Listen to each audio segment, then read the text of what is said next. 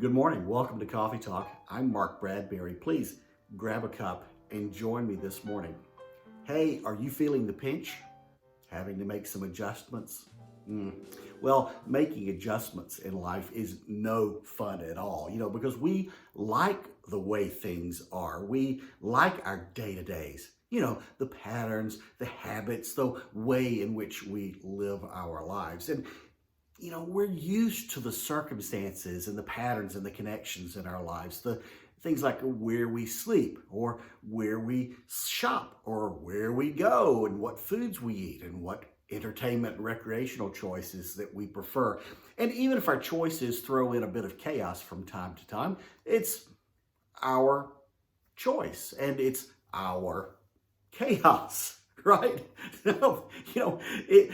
It's comfortable. We know how to navigate and we know how to predict with some reasonable certainty kind of what's going to go on a day-to-day basis, the activity in our lives, from that's every day. And we know kind of how to respond to the ebb and flow without really having to give it much thought.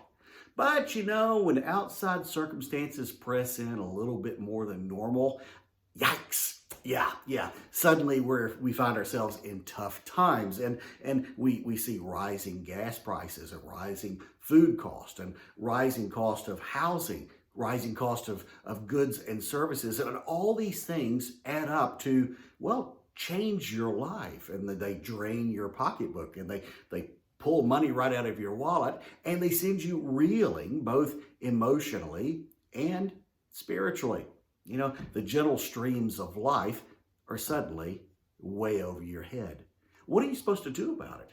Well, first of all, let me just tell you, don't worry. Don't fret about it. Thrashing about will just wear you out and it will not accomplish anything at all to help you or change the situation. Just calm yourself. Remember that God takes care of the birds in the sky. And he takes care and provides of the flowers in the field, arranging them in all of their glory. How much more will God take care of you, whom he loves? Trust him for all of those things that are outside of your control.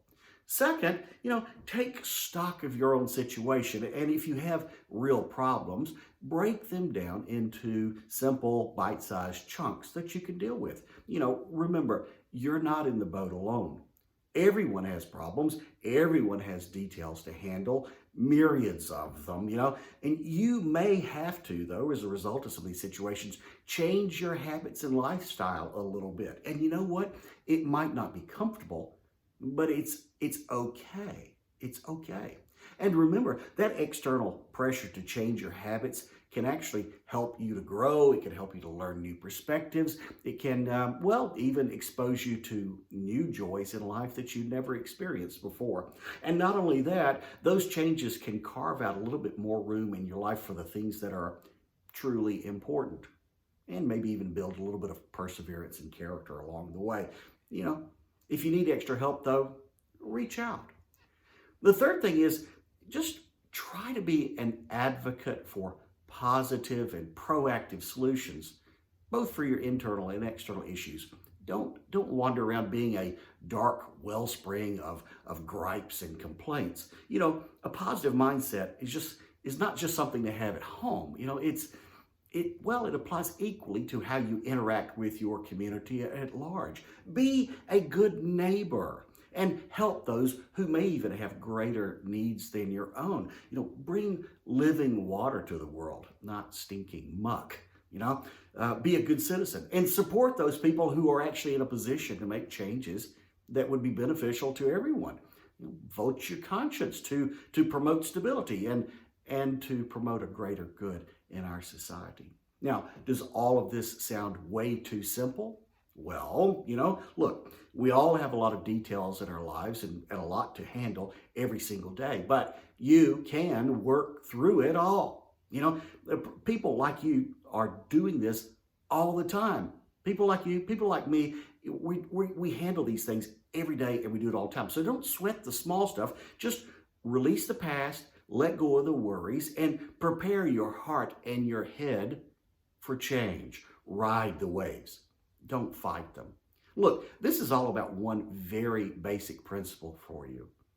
Trust God to do his part, and then you step out in faith to do yours. And that, my friend, may actually be the greatest single adjustment you need to make. Enjoy your coffee.